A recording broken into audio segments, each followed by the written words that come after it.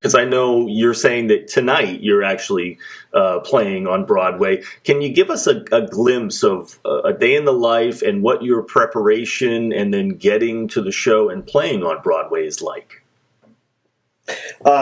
Sure. So playing on Broadway is I enjoy it. Obviously, or I wouldn't keep doing it. It is challenging on a very high level, and I'll just say this: it's probably not for everyone. Subbing on Broadway shows is probably not for everyone. It's not going to scratch your creative itch. It's not about that. Mm-hmm.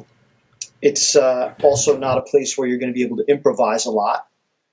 So when you come in to play and sub on a show, your job is to come in and make everyone comfortable, and that entails being able to sound pretty much as close to exactly like the person you're subbing for as possible, and to be able to make sure that the conductor is comfortable and that you're following his cues and that you're one with him or her in how the show feels. Yeah. And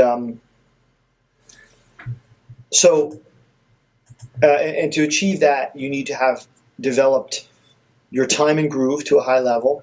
You have to understand how to follow and work with a conductor.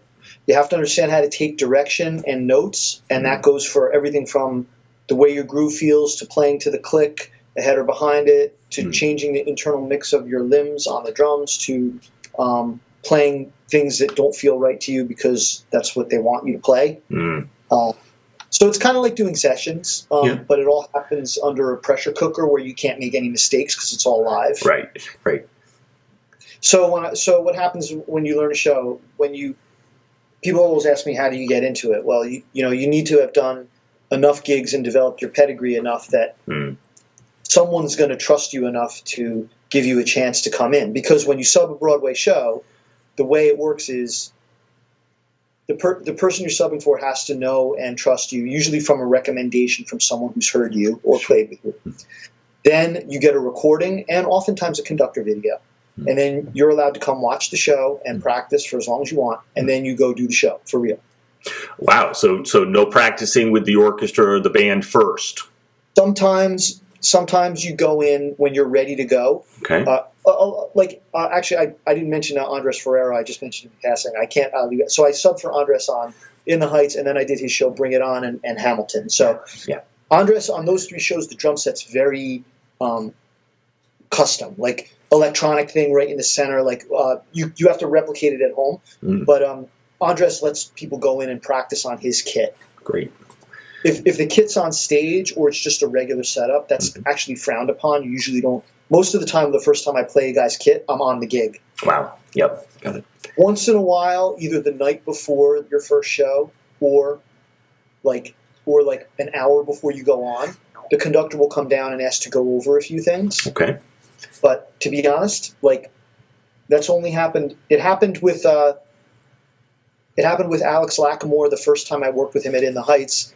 And then the next time at Hamilton, he just had me come in and play it. Yeah. He trusted me, Great.